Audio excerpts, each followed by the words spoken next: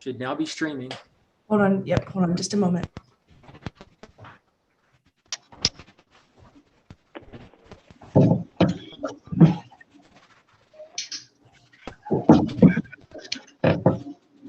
Okay, and you're live.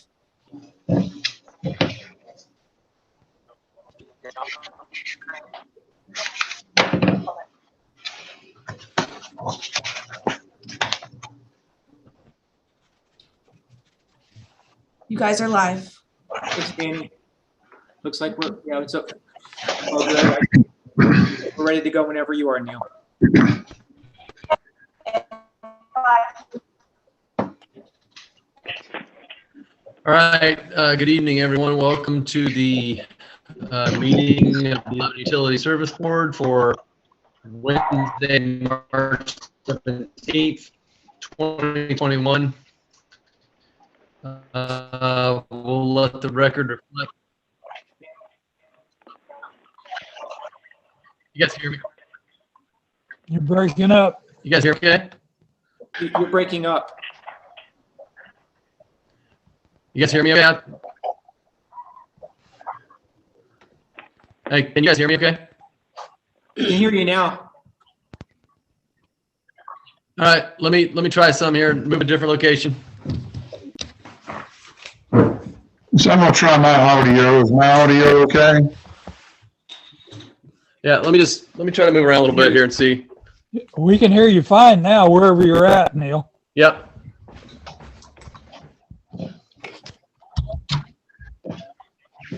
Is everyone's audio All right, okay? we good to go now? Yeah, we're good. Go ahead. Can All hear right, welcome. Good evening. Welcome to the Lebanon Utility Service Board meeting for Wednesday, March 17th, 2021. Let the record reflect that the meeting was appropriately notified and that all board members are present.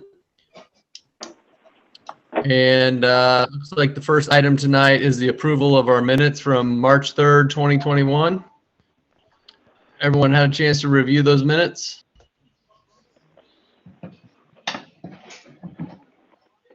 If so, I would entertain a motion. I make a motion we approve the minutes for March the 3rd. Second. Motion by Bill. Who was the second? I think Jim. Second by Jim to approve the minutes from March 3rd, 2021. Any other discussion? All in favor signify by saying aye. Aye. Aye. Aye. Any opposed? All right. The next item is an information item, and that is the IMPA contract extension.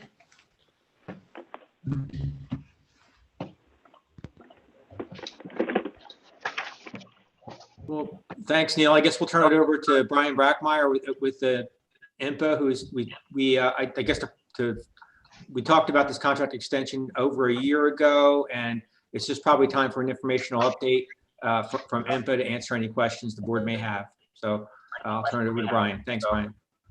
Yep. Thank you so much, Ed. Chairman of the board, appreciate the time to talk a little bit about what's going on at IMPA. Believe that Ed and Danielle might have shared some information, at least via PowerPoint, for what we would like to discuss this evening.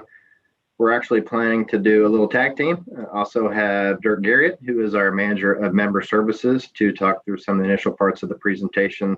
And I'll be there to fill in some details, but always happy to answer any questions as you see fit throughout the presentation. So I will go ahead and hand it over to Dirk. Thanks, Brian.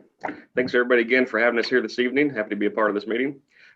Real quick, Danielle, is it going to be easier to reference off the screen you're sharing, or are we going to be able to enable share screen?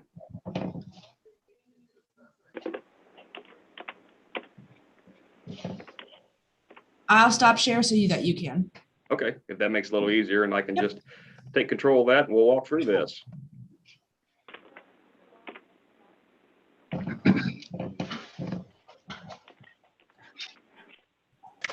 There we go. Okay, so to begin with the IMPA power supply agreement extension request, we're going to start off with a little bit of history and kind of background as to where we're at with all of our members. So with the IMPA member communities, current power sales contracts expire in the year 2042. In a little history background of that, the original contract signed back in 1982 had a 50-year term. And to kind of put things in perspective, things a little bit different back then when the agency was founded, roughly a dozen members, which want to add in their kudos to Lebanon for being one of the founding members back in 1982, taking that leap of faith and helping make the agency what it is today. So good for the folks in Lebanon for being a part of that. Everything's paid off very well with that venture, I would say. If you put things in perspective with that, back when these original contracts were signed back in 82 on that 50-year term, there were no assets. Everything was being purchased on the market. It was really all these member communities getting together across the state to get the strength in numbers to really move towards this mission of having low cost, reliable, and environmentally responsible power. So it's paid off very well considering since 82, the membership has grown substantially to 61 members, 60 in Indiana, 1 in Ohio, and roughly $2 billion in assets. So it's come quite a long way. So that first step there, 82, really made a difference. But where we're kind of going with all this is that great history in mind. There's a lot of changing things happening right now. We're talking environmental and economic concerns. We have a new administration in right now. We're in the first few months, and I know everybody's kind of wondering what's going to be coming next, but we have to be prepared for whatever curveballs are thrown our way. We want to stay ahead of that curve and do what's right for our members and keep everything in mind. So with that in mind, IMPA really needs to kind of look at the current portfolio and think about ways that we need to revamp our generation resources that are going to be a benefit to our membership. So, and this really comes down to financing in the end, bonds, because you're going to have those contracts and that collateral and kind of that everybody is part of that mission to where you can guarantee you can pay back on these things. And with revamping that portfolio, we're going to have to invest in some different areas. So that's really behind all of this here with the bonding and financing. And we'll get a little bit more into that as we move along. So a little more history here, talking about the low cost, reliable power. Big deal for everybody is going to be rates. Some good historical data shows that since 2017 up till now 2021, IMPA's had an average decrease in rates of 2.1%. So I don't want to give too big a pat on the back to IMPA, but that's pretty incredible compared to other folks such as investor-owned utilities as Duke. We're always hearing about them increasing their rates and changes coming their way, where we are a joint action agency and not for profit. So we operate at cost, operate very lean. So if we're able to keep our rates low, and that's what the membership wants, that's what we're going to do. And what I mean by what the membership wants is I also want to remind everybody that IMPA doesn't have a board of directors such as an investor-owned utility where we're worried about shareholders getting their dividends. IMPA is overran by the commissioners, and there's a commissioner from each community. So this all goes into review on the commissioners and their hard work working with the team at IMPA, and that's why we're able to keep these rates so low. Little comparison to other folks out there on the retail rate side, some more historical data. You can see a solid black trend line here of IMPA members and how well they're performing over the years. There is a general increase in rates across the board for everyone, but you can see here in about 2017, things taper off, able to decrease and run pretty lean and actually kind of maintain that. So thinking back 5 years ago, we're actually lower than what we were. So that's a great thing. So if you do a comparison with, say, Vectren, some of the folks in the southern part of the state, you can see Vectren's quite high in comparison. We also have IPL and Duke. So IMPA is doing very well, holding on its own. This slide here, not going to get too in depth with it because really the main takeaway on the study shows that at the federal level and really many political levels, it doesn't matter if somebody's red or blue, what side of the aisle they're on. Both parties are pretty well in agreement that renewable energy is going to be a way of the future. So it's not a question of if, it's more so a question of when. And that win is really what we're thinking about right now, because there's different groups acting at different aggression levels and how much they want to move to this. But we have to do what's right for our membership. And it's also dependent upon what mandates may come our way and being better prepared for those. So again, it's not really a question of if these are going to happen, it's when.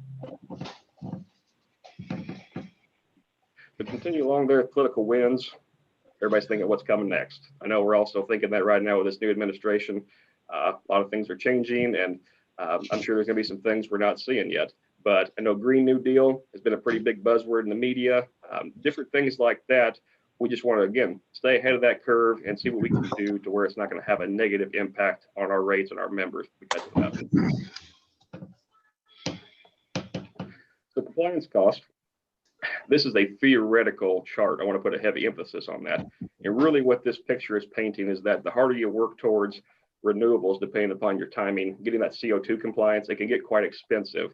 But these are the things we have to keep in mind for our members. We do want to have good compliance with regulatory agencies and what mandates come our way. But if you think about technology, iPhones come out first, or even let's use Tesla electric vehicles as an example. They come out very expensive, but as these things become more commonly produced, easier to manufacture, they're going to become more affordable. So we can get more aggressive and we can add more technology, but it's that affordability we have to factor in there as well. We keep those things in mind because, again, operating at cost, all of these trickle on to how we put the rates out there, and that impacts our membership. So I also want to say that I think IMPA has come a long way, especially in terms of solar, with reaching CO2 compliance. Solar years ago may not have been a smart decision financially, but really now it's very affordable, it's very efficient, it makes good financial sense. And so that's the way we're going with a lot of the communities. So there's definitely going to be some changes through the years as technology advances and things become more efficient and affordable. That's what we look out for. So getting kind of the meat and potatoes here of the current fuel mix, the portfolio, so to speak. You can see still IMPA is heavily coal, like many of the other members of the industry, 66.2% to be exact. You can also see here we have some nuclear in our portfolio. IMPA does not own any nuclear, but we have a contract, which is something else we'll address. It is a part of the portfolio, and contracts do tend to expire. So these are things we take into consideration for the future. We want to give more kudos onto the solar side there. We're now over 100 megawatts in solar. So not too long ago when we did this presentation, renewables were a little smaller in a percentage side there, but now surpassing 7%, and we expect that to grow as well. So all these things we have to keep in consideration for the future as technology changes and requirements change. The load's not going anywhere. It's probably even going to grow as our communities grow. So we have to keep these things in mind, how we'll replace those and keep things affordable. So this portfolio comes down to the state of current generation. Generation sites, mechanical, a lot of things, they wear down over time. They're going to need to retire at some point. And, at some point, it just made good financial sense to change things. So a good example is the Gibson unit slated to retire in May 2026.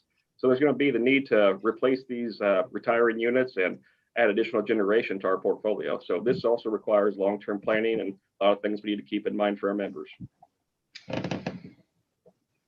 In terms of future generation as well, as mentioned with the nuclear portion of the portfolio, that contract expires in 2034. So 18.7%, that's a good chunk there. We have to think about the future, what we're going to do to replace that load.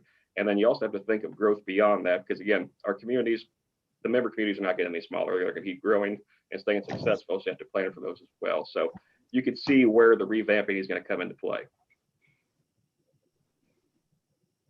So ideal portfolio, I like to reference this slide a little bit more than the theoretical one. So this one here, the numbers on this have actually been ran by our staff. So they are achievable goals. They're not set in stone at this time, but they are achievable without having negative impacts on the rates and anything towards our member communities. But it is achievable to have 50% CO2 exposure reduction by 2030, further down at 25 by 2040, and then zero carbon, if not near zero, at 2050. So again, all of these are achievable and not as scary as they sound. So can I ask a question, please? Yes, sir. So I heard you correctly. You say that we can get to the 75% level by 2040 without a significant rate increase. Is that right? Aaron, this is Brian. Yes, that's correct. And then we kind of have that goal by 2030 to have 50% zero carbon exposure. And we believe that's very attainable, but I mean, we're very close to that already when we've got some new PPAs that are coming on board in the foreseeable future, then more solar capacity that's coming online. So yes, as we're looking at our not plan set in stone by that 2030, 2040, 2050, but we think it's very realistic. And also, like we said, without having a dramatic cost impact to members. In fact, we believe that it's still going to be stable rates. Thank you. Thank you for the question, sir. So moving along here, a little comparison, because I'm sure at this point in time, everybody's curious, what are other wholesale power providers doing? Look across the state from AEP, Duke, NIPSCO, and Vectren. Everybody's moving at a different pace, but everybody has the same goal in mind that they're going to have to make some changes to this portfolio. I like to point out NIPSCO as being one of the more aggressives, because you can see here, obviously, by 2028, if they're planning on closing 100% coal and adding 100% renewable to replace that load, it's very aggressive. It's great to have that goal in mind, but again, the folks at home that turn the lights on and off, like you and I, that are paying for that meter that's been outside the house, they're the ones that are paying for this progress. We have to keep these in mind for our members, because it's great to be moving forward, but that aggression is key, because we don't want to have a negative impact on rates. You can see here as well, Duke plan on closing 3,500 megawatts by 2033 and replacing with a combination of combined cycle natural gas and renewables. So everybody's doing a little bit of something different, because they're going to want that reliable power. But the main point here is that everybody is making some changes for the future. So in terms of contracts, we are going to be discussing the contract extension request here this evening. And that's another good question. I'm sure some folks are thinking, is anybody else doing that? And yes, they are. So 2 examples here. Hoosier Energy, they're requesting the extension with their members till 2055. Wabash Valley Power, they're requesting extension till 2060. So we're really right in line with everybody else. Everybody at this time is really in the same boat and having to make those changes for the future to grow. And some folks, I'm sure, are wondering, why are these long-term contracts in place? Well, in the power industry, it's pretty standard, especially with constructing and getting online these large generation sites. 2 examples. If we look at Trimble County, took approximately 11 years. So from 2000, beginning planning, 2011, roughly 11 years, so just over a decade. And Prairie State, one of our larger units, has every environmental bell and whistle known to man. And I think Brian could even agree with me on this, probably the last one to be built in the country for this type as coal plant. It took just about 13 years. So that's a good bit of time to get property purchase, planning, everything approved, construction design, and then to actually just at the end of that, over a decade, to turn a switch on to start producing electricity and getting a return on your investment. So there is a need for these long-term contracts to guarantee that there's going to be somebody paying for these lights to be on, to kind of put things in perspective. So with that comes long-term financing. A good example we like to use is, say, your typical mortgage. If you look at something 10 years versus 30 years, obviously 10 years, you're going to have things paid off sooner, but you're going to have much higher payments for that 10-year period. If you're looking at a 30-year mortgage, yes, it's a longer one. It's 30 years compared to 10, but you're going to have lower payments, which are going to be more reasonable. Keeping in mind that as we finance these projects, we're under construction, the payments that we're going to take on, the lower the payments, that rolls over into our costs, because again, acting as a nonprofit, we operate at cost. So if the costs go up, that is subject to increase our rates. But if we can keep costs low and gradually increase over time, it's a lot better for the membership and a lot better for their retail consumers as well. If another way to look at it is, would you rather have the high payments for the first 10 years and then taper off, or gradually increase over 30 years? It's a lot better on folks to do these kind of things at a lower rate over 30 years and to keep those under control. So you're kind of wrapping up on this presentation. Current power contracts, such as the one that Lebanon has, expires in 2042. Present termination notice for the contract is 10 years. The proposal that we have is an extension of 8 years onto the 2042 timeframe, taking it to 2050. So the proposed expiration notice would be 2050, expiration date would be 2050. The proposed termination notice is 30 years rather than the 10 years. So it's an 8-year extension with a 30-year termination notice being amended to the contract. I have a question, please. Yes, sir. So with the 30-year notice, we're in essence giving up our ability to exit IMPA if we thought that made any sense. Correct? Aaron, I'm trying to, so currently the contract with the city of Lebanon expires in 2042, and let's say it's 2032 and the city wants to explore options and would provide notice at that point. If not, it would continue to roll over annually, and that would continue just to, I guess, increase out 1 year for every year the city decides to not provide notice. Now it's the same thing, it's just changing the terms. of that same agreement. So there's still ability to provide notice, but the date when you'd be able to actually get out of contract would just move out a little bit farther. Did I answer Okay. your question? Yeah. So with the 30 years today, Mhm. if the contract term was extended to 2050, if we wanted to get out of our IMPA contract, we would have had to provide notice 2 years ago. And so right now, I guess that 8-year extension just means the language doesn't change. So if let's say the city decides to go ahead and agree to the amendment, then provide notice at the next meeting, then by 2051 would be able to seek other options. Okay, I'm not necessarily expressing dissatisfaction. I just want to make sure I clearly understand it. Thank you. Yeah, thank you, Aaron. It's good to see you again. I wish we could see each other in person. Oh, this is Brian, isn't it? Okay. Yes, me too. Very good. Thank you for the question, sir. So at this moment, I think the only thing I'll leave you folks with is currently right now within the membership of IMPA, again, we have 61 members. As of today, we have 37 members that have approved the contract extension. A good bit there on the west side as well. And a number of those are actually slated to discuss, just as we are this evening. For example, Crawfordsville and Jamestown. We're actually currently meeting with them, and we're going to continue to meet with them and have meetings such as this. So just want to let you know that we're out and about having these same conversations with everybody. And I believe that concludes the presentation with our request for an extension. And at this time, we can take questions. Yeah, Dirk, I'll add a little bit onto that really quick at the end, where Dirk mentioned that we have 37 members of the 61 that have already approved the addendum. And since we really just considered talking about this a little over a year ago, we're actually pretty ecstatic with that number, considering that's been a little bit more challenging than normal times to meet with councils and boards like yourself to discuss this.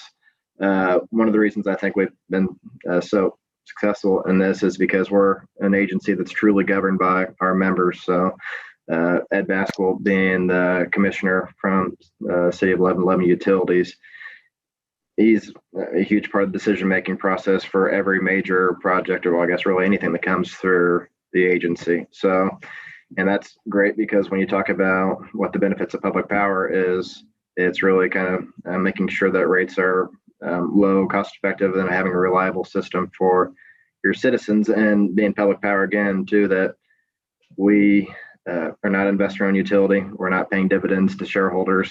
It's all about keeping our costs low for the membership, which during a pandemic, again, you like to see your rates as low as possible.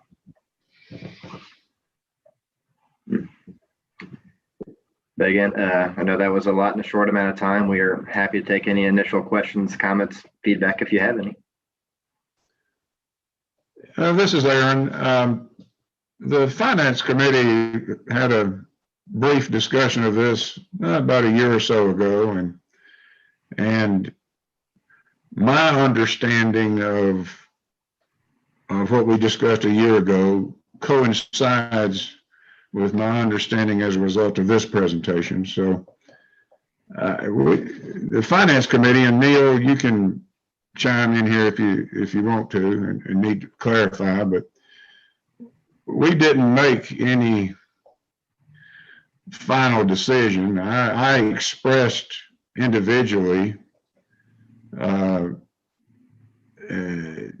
recognition of a need for Lebanon Utilities to agree to the 30-year extension, or agree to the contract extension to 2050.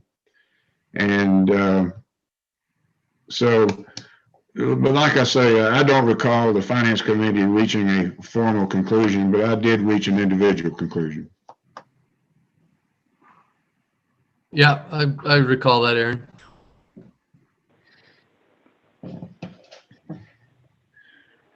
All right, thank you, guys. Does anybody else have anything here? Any more questions or anything else? Board, this is Jeff. From a procedural standpoint, Brian, are you planning on making are you planning on making a presentation to the city?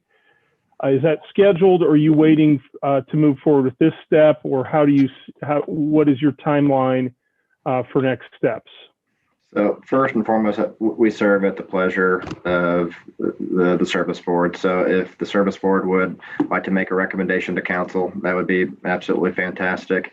We haven't had anything scheduled with the city at this point. Believe Ed might have had some initial conversations with the mayor, maybe. Sorry, Ed, I don't want to quote you on that. But we have not had any conversations to take this to the next step at this point. Timing perspective, again, we serve at the pleasure of the city. So if when we want to make sure everyone's questions are answered before we move forward.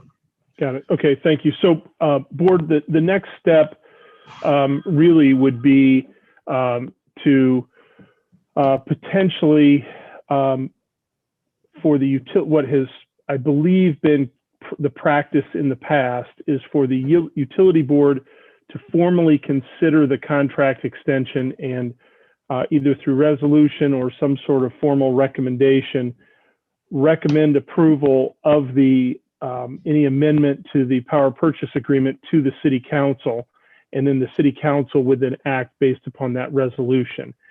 If the board still wants to continue that, which makes sense to me, we would look to the board's direction on when to put that formal, I guess, resolution in front of the board next.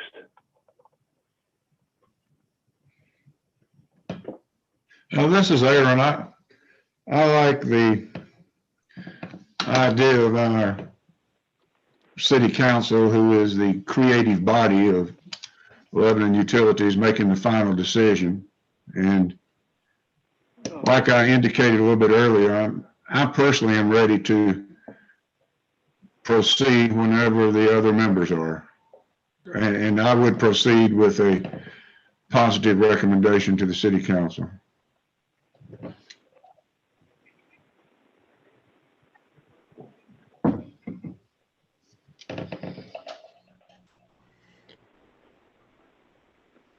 All right, hearing no other comments, we'll start looking at assembling all the documentation and putting it in front of the board perhaps at the next meeting.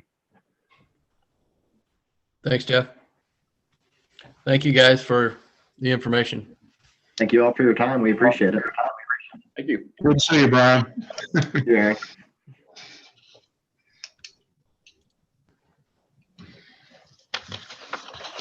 All right. Looks like if there's no other conversation on this item, we will jump to the next item, which is the declaration of 38 electric meters as surplus.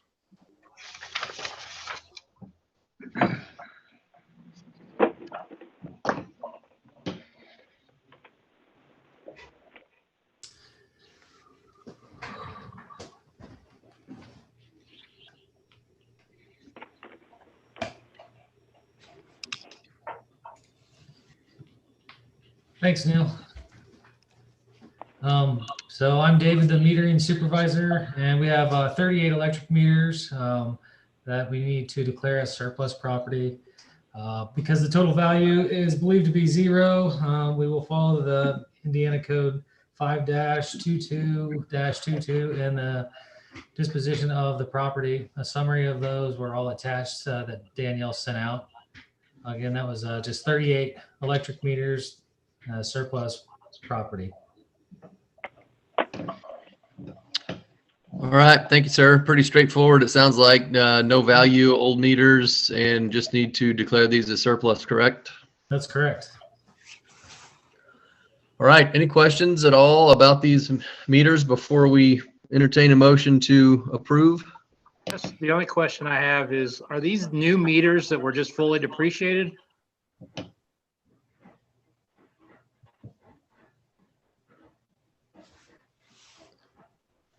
You're muted. I don't know if you know. David, you're muted. Sorry. Yeah, these are meters that were installed 3 years ago. And either the modules, the communication boards have failed, or they were damaged. Okay, good. Thank you. Mm-hmm. So Tim, those probably still have value left on them. And when we take them off the books, we'll recognize a loss on those.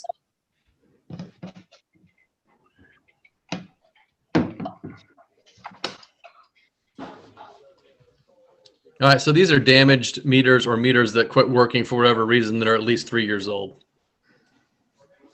That is correct. Okay. Any other questions about these meters?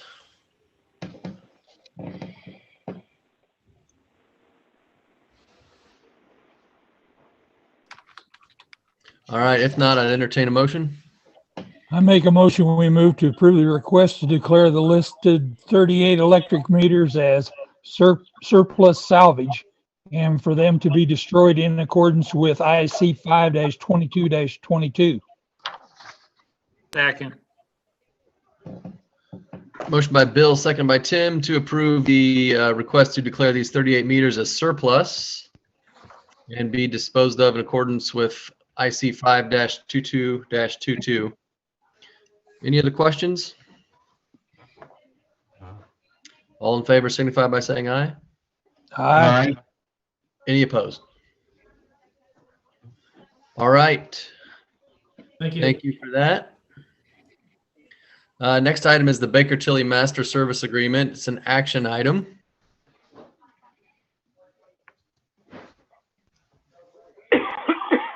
Yeah, Board, I think I'm going to this is Jeff. I will kick off this discussion. This is a master services agreement that ties to item 7 on the agenda as well.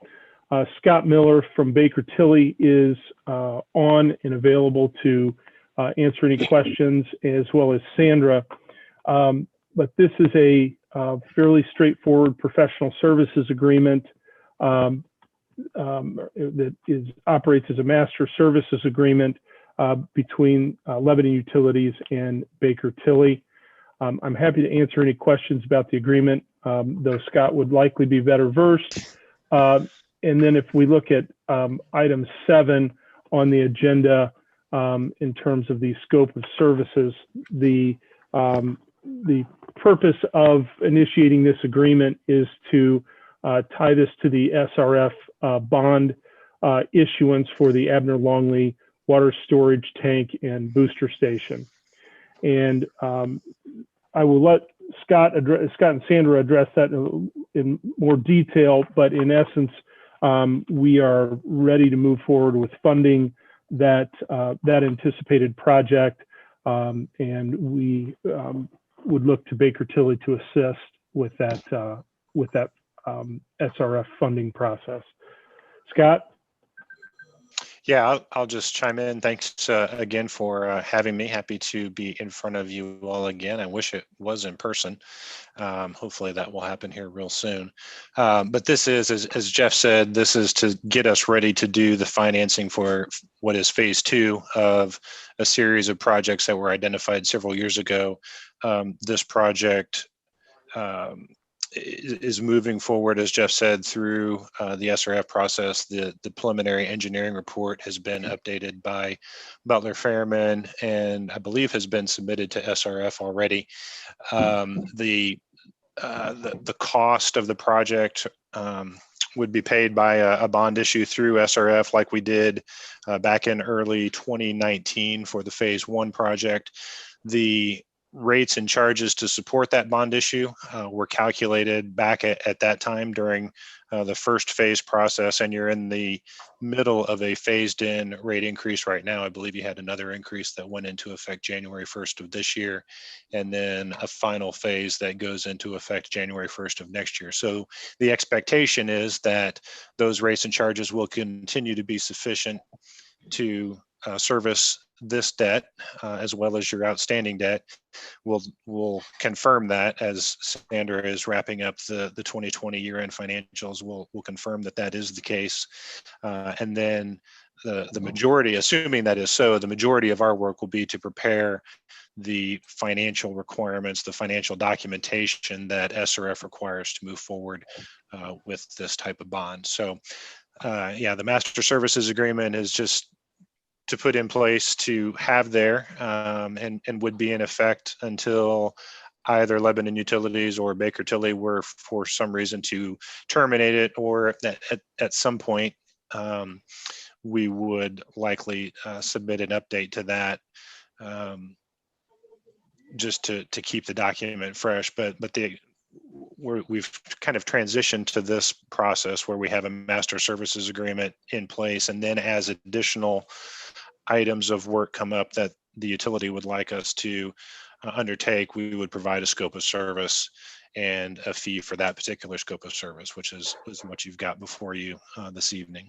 So with that, happy to answer any questions about the documents or the project or the financing for the project, anything that's on your mind. So this is Aaron. Jeff, I have a question. So we have operated with Baker Tilly representation without a master service agreement before, correct? So this is new, so to speak? Scott, you would have to address that. I believe that we've had sort of one-off or project-specific agreements with Baker Tilly in the past. One of the reasons that there was a thought process to use a master services in this instance is that we have item 8 on the agenda, which is another Baker Tilly project. And so the thought process was to use a document that I think Baker Tilly is probably more comfortable using in a master services agreement with these additional projects coming up, rather than doing a project by project contract. Scott, is that a correct summary? Yeah, in the past, we've done an individual contract for each particular bit of work that we've done. And so this is really to try to cut down on some of the administrative time and reviewing all of that, the legal language associated with the contract. And then as new things come up, just have the specific scope of service and the fee. So it is a transition to that process, so we can all just be a little bit more efficient as we work through these upfront steps. I would like to make one more comment, is that over the years, Scott and Sandra Morgan, to the best of my knowledge, have an excellent working relationship that benefits our utility considerably. So I value that working relationship and look forward to approving this agreement. I certainly appreciate that comment. I have definitely enjoyed working with Sandra over the years, and the board and Lebanon Utilities. It's always a pleasure to work with all of you and really enjoy helping you achieve the goals and objectives that you have for your organization. It really is satisfying and rewarding work. Thank you, Aaron. So rather than get too far over our skis and move into item 8 on the agenda, my request to the board would be to approve item number 6, the master services agreement,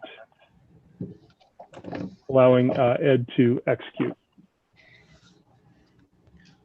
Okay. If there's no other discussion on this master service agreement, I'd entertain a motion.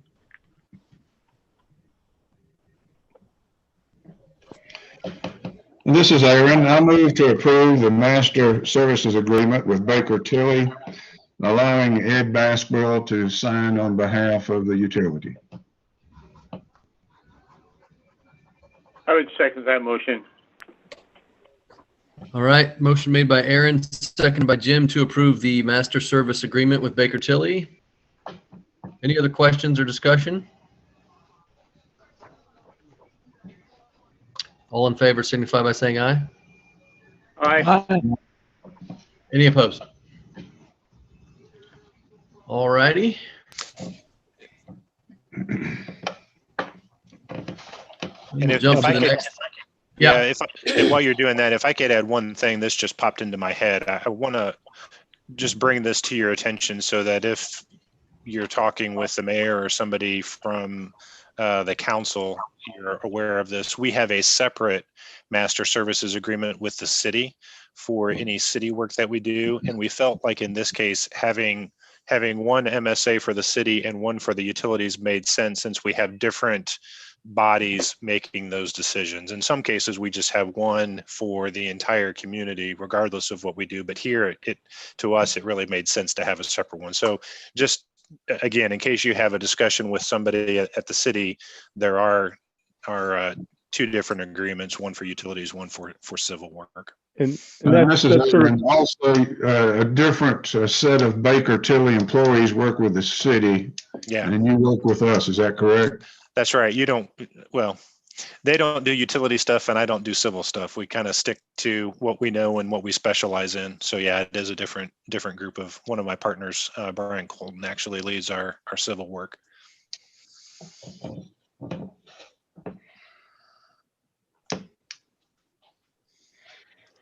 All right, so I believe the board moved on to item number 7, and I would, I don't know how deep that you got into that, but I would ask that the board approve the proposed municipal advisory and accounting services, SRF financing scope of services from Baker Tilly. All right. Yep, that's item 6 on my sheet here. Apologies. That's okay. That's the Baker Tilly Financial Advisory Services for Water SRF bonds, correct?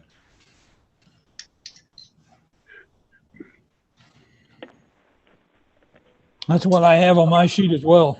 Okay. Yeah, 6 on the sheet, 7 on the screen. Oh yeah. Okay. All right. So yeah, we'll jump on down to that item. It is an action item. And Jeff, do we need? Is this something we're going to get into detail on, or is this kind of fall into what we've discussed already?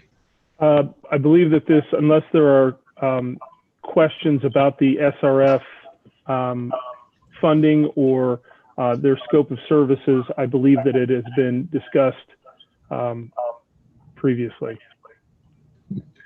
Yeah, I had a few questions yesterday that I talked with Sandra Morgan about. So I feel like that I'm informed enough to move ahead with the motion. All right. Well, if there are no other questions, I'll consider that a motion, Aaron. I'll go ahead and make the motion. I move to approve the agreement with Baker Tilly to perform financial advisory services in conjunction with the Water State Revolving Fund bonds for a not to exceed amount of $50,000 in addition to annual arbitrage monitoring services. Second. Motion made by Aaron, seconded by Tim to approve the agreement with Baker Tilly to perform the financial advisory services in conjunction with the Water State Revolving Funds bonds for not to exceed amount of $50,000 in addition to the annual arbitrage monitoring services. Any other questions or discussion on this item? All in favor signify by saying aye. Aye. Any opposed? All righty, we will move to the next item, which is the non-recurring charges and fees study, and that's an action item as well.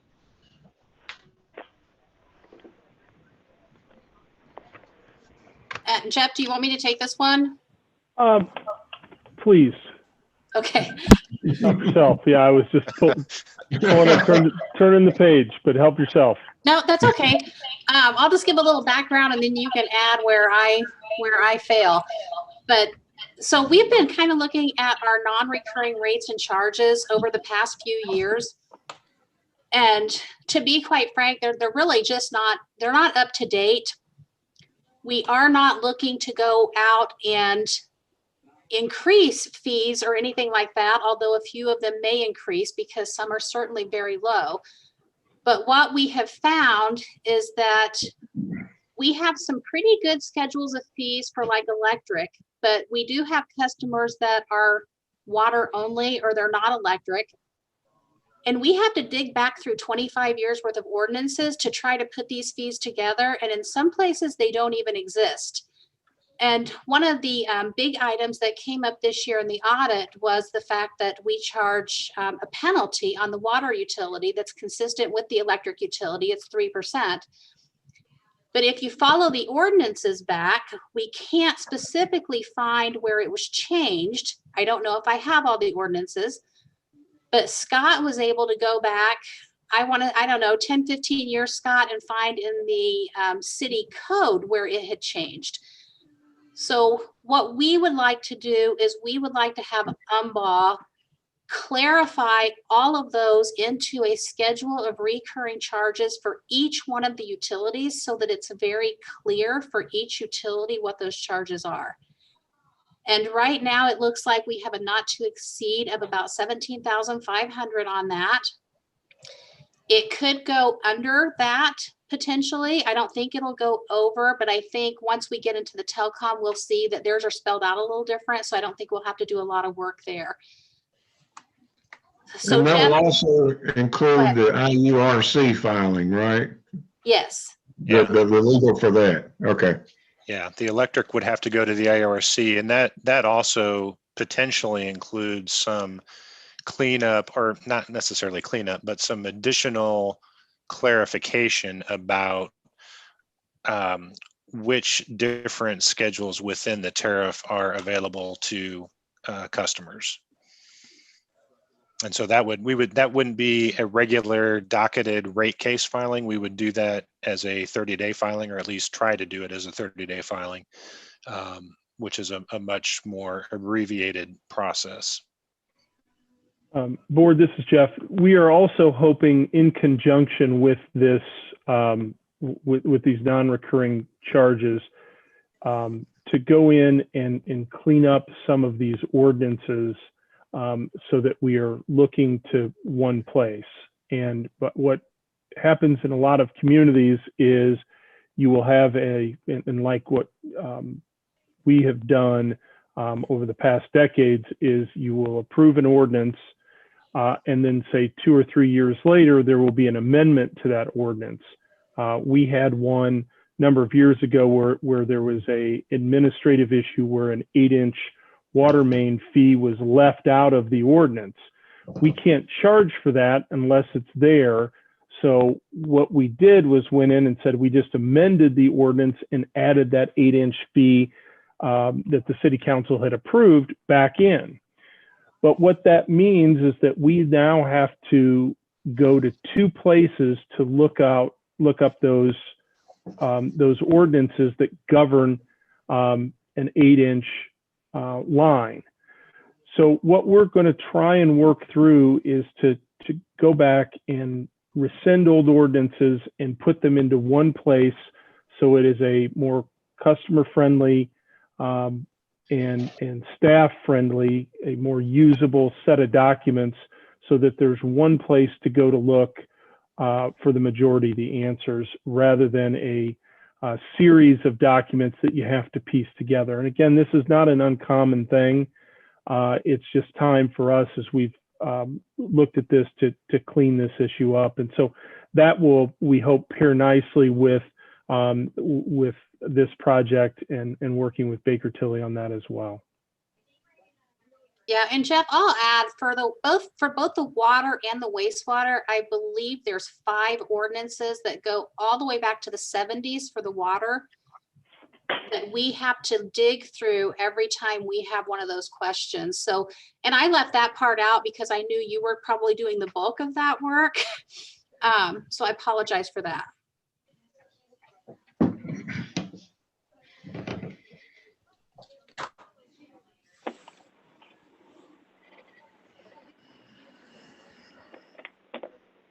And one question that came up yesterday, so I'll just go ahead and throw it out there, is one question that Aaron called and asked, and he said, what are the non-recurring charges? And what that is it's your penalties, it's your NSF fees, it's your reconnect, disconnect fees, it's your after-hour fees that you charge. We have a tampering charge that we charge. So those are the types of things we would like to get cleaned up. Again, like I said, for each utility. And one point I made during that phone conversation with Sandra is that I'm not looking to increase our fees across the board, that I'm looking to make certain that our fees are fair, and that, and so I just wanted to express that opinion. And Aaron, we hear that loud and clear. Sandra, if I don't recall exactly, do you know what our NSF fee is? It's $15. I'm not exactly sure what the charge is. 25? Can you guys hear me? Yeah. Yes. Okay, yeah, our NFS fee is currently $15. And the last I checked, the bank charged us $25.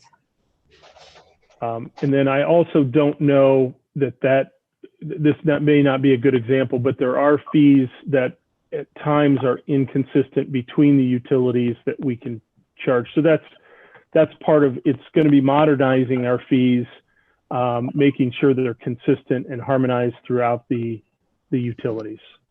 Right. And Jeff, you're right. This is a common issue that we see, and a lot of time it results because those non-recurring charges don't always get changed when the monthly rates and charges are. So you've got an ordinance that swaps in new monthly recurring rates, but leaves those old non-recurring in place and refers back to an old ordinance, and it does get challenging. No question. Do we anticipate sort of a mega ordinance for the non-recurring fees to be approved by us and submitted to the city council for approval? Is that sort of where we're headed? Yeah, great question, Aaron. And we have debated that.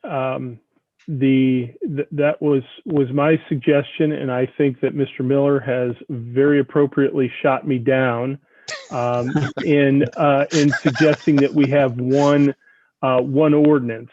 And his rationale is a good one, in that there are different bodies that would have to approve that ordinance, and there would be different there's different processes that they would have to go through, meaning city council or IURC. Additionally, those ordinances may change differently over time. So the thought is that we would have consistent but individual non-recurring fee ordinances for each utility. So we're going to have a series of updated ordinances? Correct. Scott, did I sufficiently describe your rationale? Yeah, and obviously I'm not the attorney, and this gets into a bit of a legal discussion. But while Lebanon Utilities operates as essentially one entity, the individual utilities that you oversee from a statutory perspective get their authorization from different parts of the code. So I think to have one ordinance covering everything could be a little bit problematic potentially down the road. So my recommendation, as Jeff said, would be to have a separate document for each utility, and especially the electric, because the electric has to go to the IURC anyway. Thank you.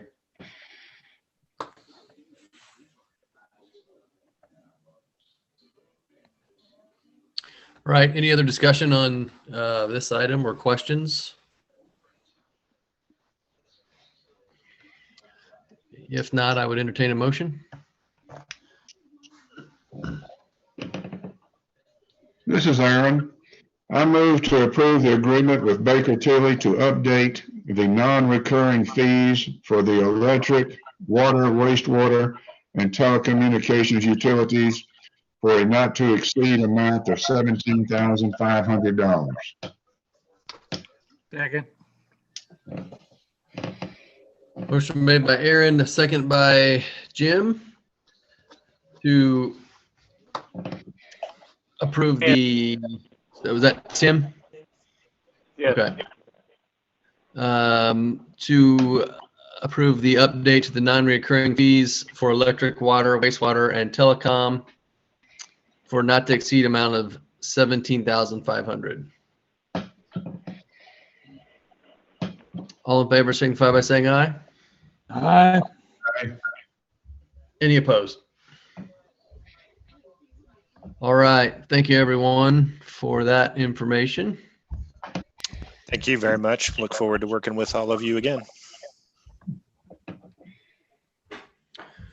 All right. It looks like our next item is an information item, and it's year-end financial report. Is that something you're handling, Sandra? Yes.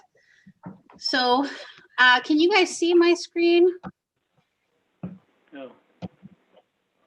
I can. Yes. Yeah, yes, I can. Okay, just to make sure. So I want to apologize. We are a little bit further behind this year than we normally are. We do try to get these out by the end of February with all the accruals that we have to do, because we do still do full GAAP accounting. It does take us until right around mid-February to the end of February.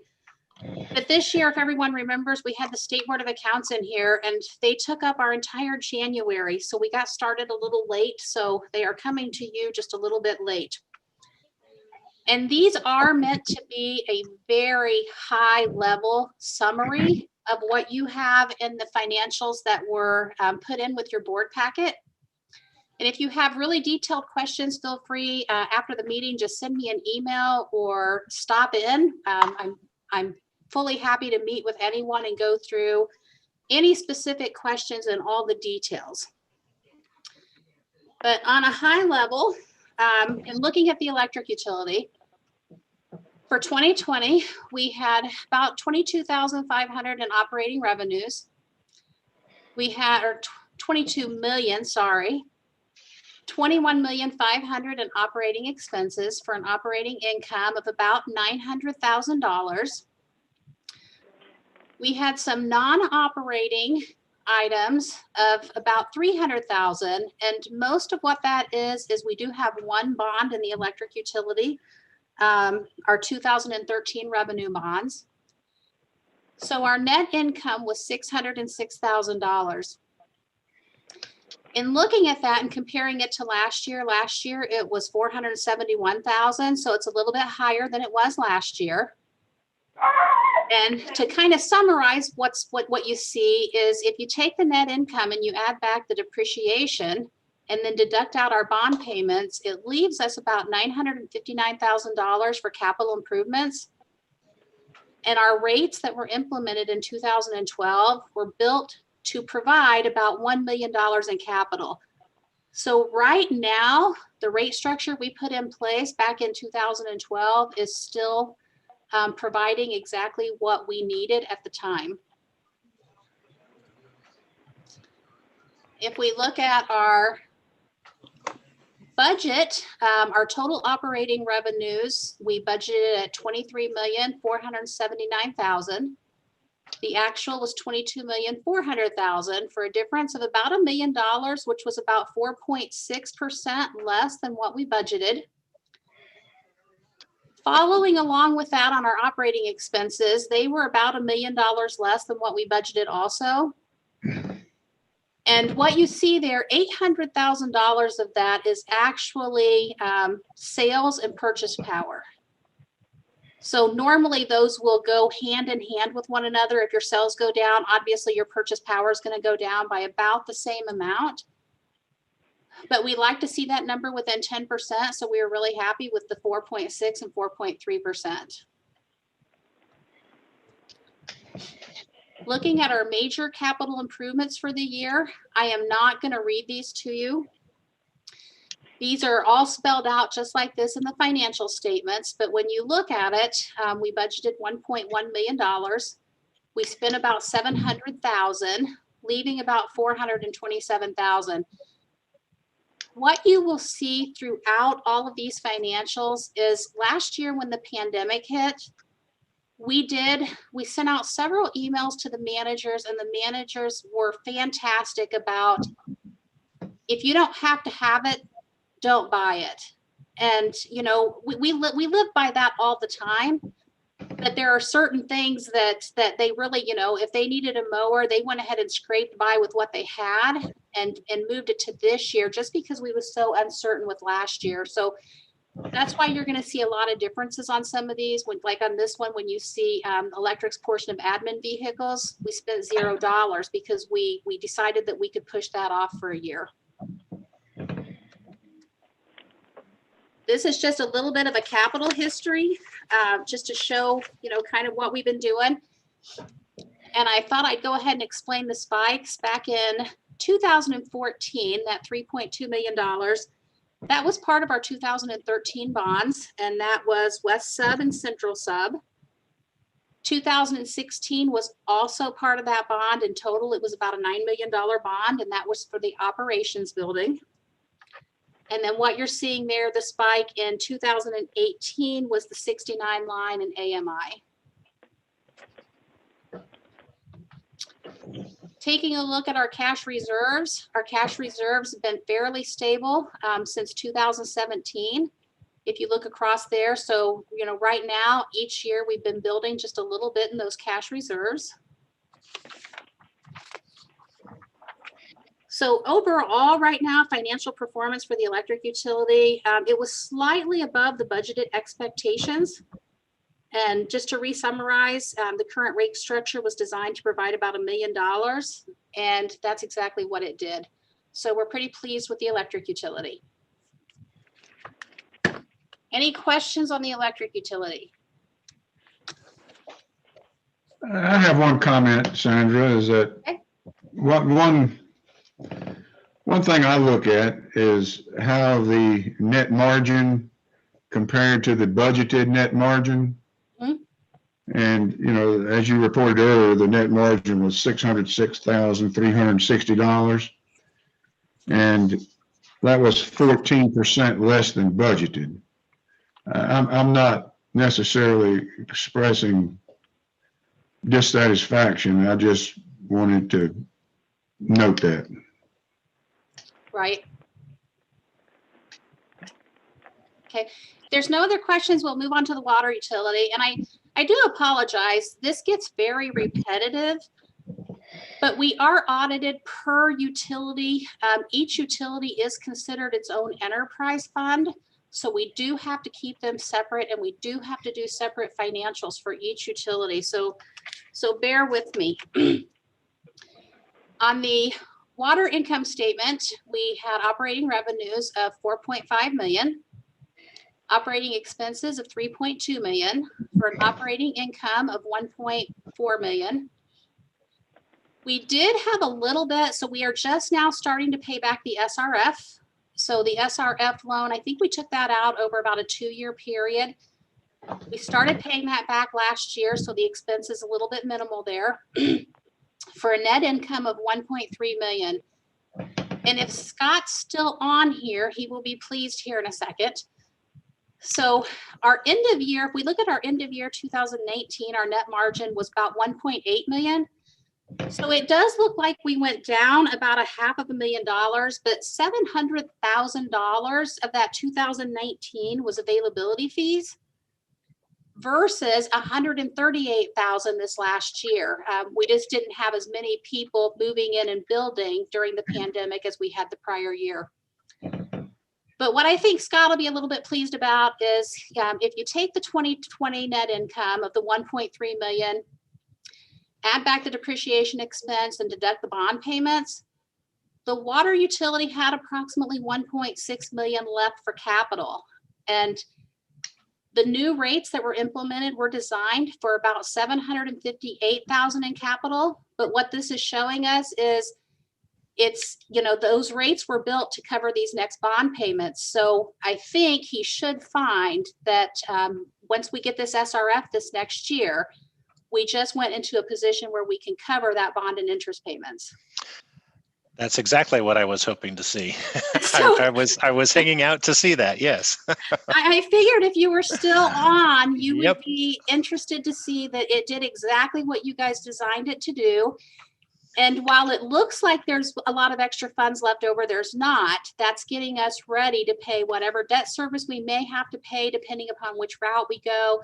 And then Right. any bond principal and interest payments that we'll have to pay on that new loan. Yep. And I would also like to point out that that net income is 29% more than what was budgeted. Yeah, and you'll see why here in just a second. And when we look at the budget analysis, I'm not sure if it's just because more people were at home. It didn't follow through on the electric side so much, but our total revenues were 2.33% higher than what we budgeted. And then because we had asked the managers to really cut back as much as they possibly could, our expenses were down 5.6%. So we felt like we did a really good job there. And then looking at the 2020 water major capital improvements, again, not going to go through all of these, but we budgeted $2.2 million. We did only spend about $600,000 for a difference of $1.6 million.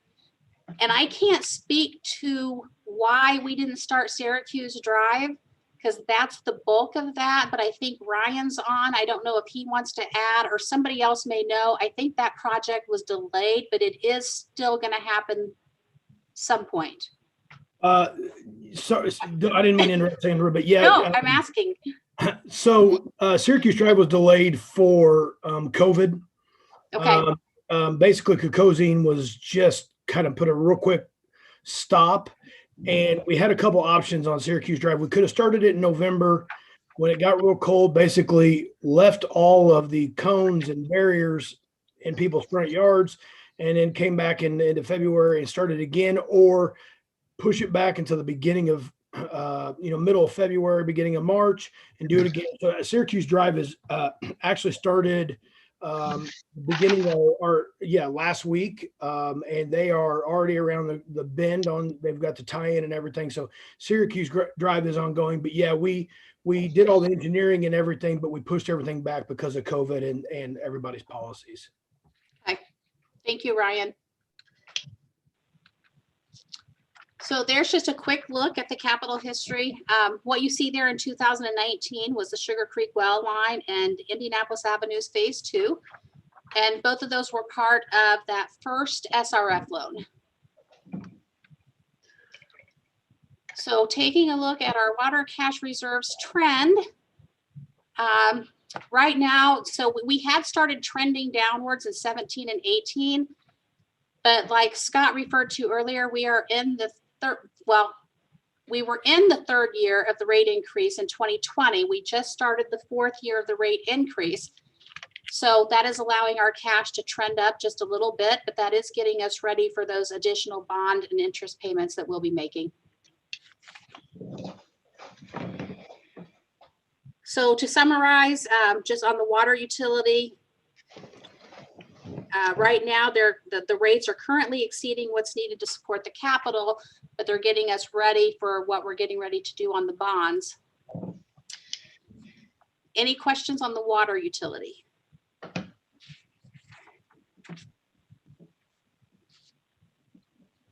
Okay. Wastewater utility.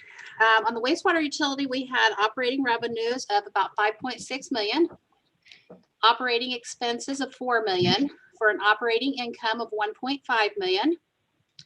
We had non-operating expense of 418,000. And what that is on the wastewater utility, we do have two outstanding bonds still. We have the 2014 bonds and the 2018 bonds. So most of what you see there is the interest on those two bonds, for a net income of $1.1 million. And kind of like the water utility, if you look at 2019, it looks like it decreased, but in 2019, we had $500,000 in availability fees versus only 86,000 in 2020. So on the wastewater utility, the current rates were built to provide about $1 million in capital per year. And for 2020, it provided about 1.4 million, so a little bit more. I'd like to note that net income amount was 27% more than budgeted. Yeah, and so what you see here will show, as far as revenues go, we were about 1.5% short shorter than what we budgeted. But on the expenses, we were almost 8% down. So that contributed to that 29% difference in the net margin. And we can't accuse Ryan Ottinger of good management, can we? Sometimes. He's telling himself that. It's the proverbial squirrel finds a nut, Aaron. So good job, Ryan. So here's a look at the capital improvements. The biggest thing you'll see here is the wastewater improvement / expansion projects, and we budgeted $2 million. And I believe we were in the middle of a contract, so nothing slowed that one down. We were at about $1.9 million. But I know last year, because of the pandemic, Ryan did put a stop to his line repair and replacement program, and we are picking that back up this year. And any other things that could wait. So in total, we budgeted $3.4 million. We actually spent $2.2 million for about a $1.2 million increase to our budgeted numbers.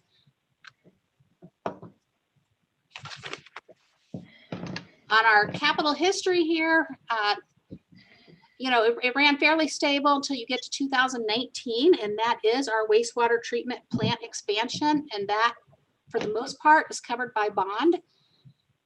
We did know that we would be over the bond by about $1 million, but we opted to do that to help with the rates earlier. So you'll see here in just a second, as far as the cash goes, we did decrease in reserves, not total cash. What you're seeing here is just our reserves by about $700,000. So I look for that to decrease at least another $300,000, and then depending upon what comes up next year, that could either help that number or it could go down a little bit more. So we will continue to actually, to keep our eye on that. But as you can see, we are in a much better place if we had any kind of an emergency than we were back in 2016.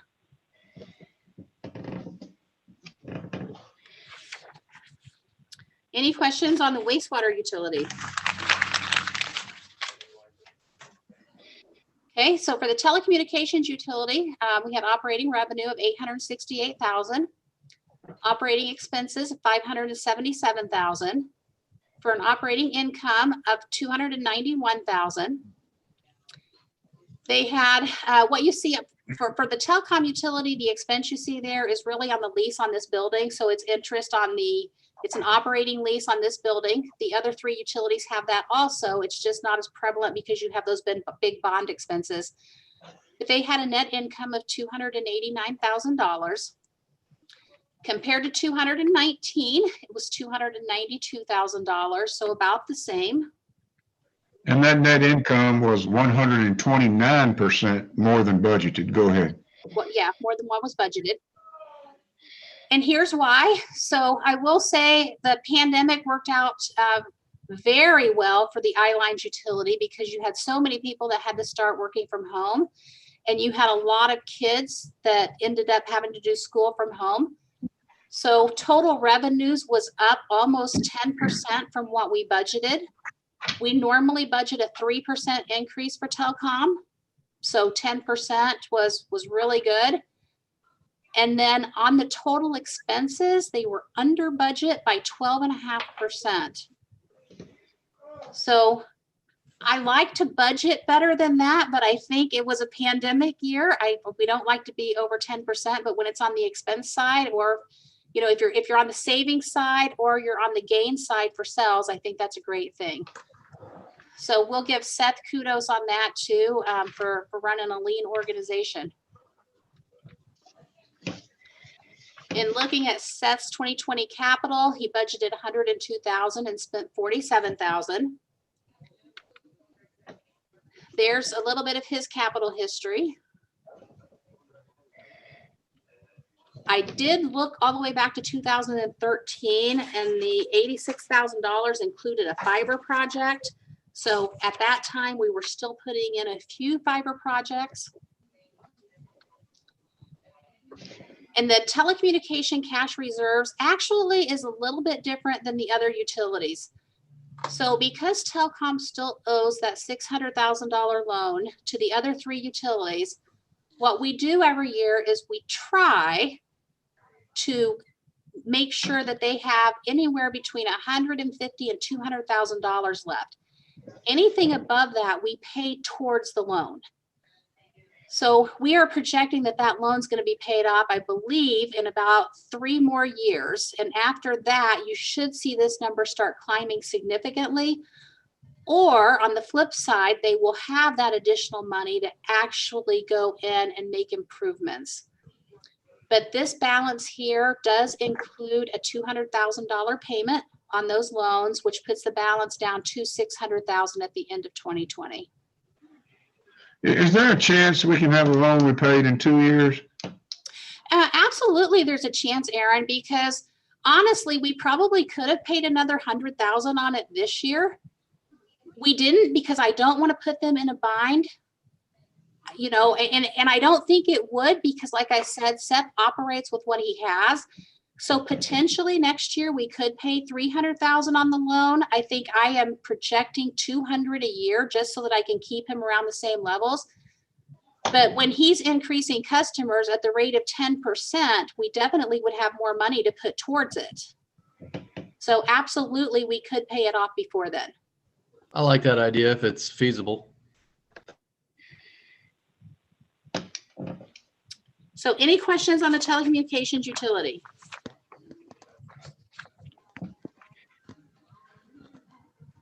All right, and again, this is a summary of 34 pages, I think, of detailed financials. So if you guys have any individual questions, feel free to call me, email me, or just stop in.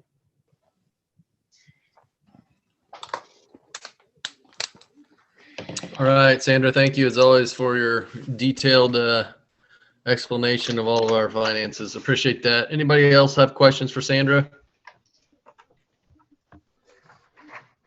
Thank you, Sandra. Thank you. All right, we will jump to approval of the claims. Everyone had a chance to review the claims. Any questions, comments on the claims? If not, I'd entertain a motion. I move to approve the claims payroll transfer dated March 17th, 2021 in the amount of $1,852,334.90 for claims and payroll, and $4,339,986.94 for transfers. This is Aaron. Bill, if you would please modify your motion on the transfers. All right. It was determined that there was a typo there and that the transfer amount is actually $1,339,986.94. All right, I'll amend that, and the transfers should be $1,339,086.94. I second the motion. All right, motion by Bill, seconded by Aaron to approve the claims payroll transfers dated March 17th, 2021 in the amount of $1,852,334.90 for claims and payroll, and $1,339,986.94 for transfers. Any other discussion or questions? All in favor signify by saying aye. Aye. Any opposed? All right, that's the claims, and we'll jump to other business tonight. Anybody else? Anybody have any other business for the board? This is Aaron. On March the 8th, I took advantage of the invitation that Ryan extended to look at the remodel results at the wastewater treatment plant. Randy Rose and Bob Akers helped lead the office remodel that was completed this past winter by Chad Charles, Chad Nats, John Hemmerly, Cameron Kearney, Jacob Pearl, Corey Rowland, and Bobby Taylor, all of our Lebanon utility employees. Some of the noteworthy remodel efforts included Some plumbing improvements were made that involved using a concrete saw to place water lines in the floor. Walls and ceilings were painted. New vinyl plank flooring and baseboards were installed. Cabinet and countertop work was completed in the break room. Improved lighting and other electrical work were completed. Conference room and other office improvements were completed to provide for socially distanced employee training. The remodel materials were purchased locally, and the work that was ably completed by our employees saved thousands of dollars in outside contractor expenses. I thought Ryan was overselling the quality of the work that was done, so I wanted to see for myself whether that was true or not, and it was not true. The remodeling work was done, was an excellent job done by our employees. Good stuff. Thanks, Darren. Any other business for the board tonight? Ed, we have any public comments, emails, phone calls, anything at all from the public tonight? No, I have no emails or public comments from any other source for this meeting. All right, with that, it looks like our next meeting is scheduled for Wednesday, April 14th, 2021, 5 p.m. And I believe, correct me if I'm wrong, that we're going to attempt this meeting in person. Is that right? Yeah, that's what we talked about. Yes, yes, yes. All right. Sounds like a plan. Anybody else have anything before we adjourn? Thanks, everyone. I guess I just make a quick comment that there's been some widespread power outages in around Indiana and around the Midwest with the winds and the ice, and we've avoided those in general. We've had a few little blips, but I would just attribute that to great management from our crew as far as the aggressive tree trimming program that we started a couple of years under Jeff Greeno, and our linemen's great response. So I just want to say kudos to those guys, because it could have been a lot worse. But Lebanon Utilities exists fit to serve the customers and have that local response and great response times, and they're really doing a good job. I just want to say that for the crews. Yep, agree. Thanks, Ed, for that. All right, thanks everyone. We covered a lot of stuff in just over an hour tonight, so appreciate everybody's effort. And if there's nothing else, I would entertain a motion to adjourn. I so move.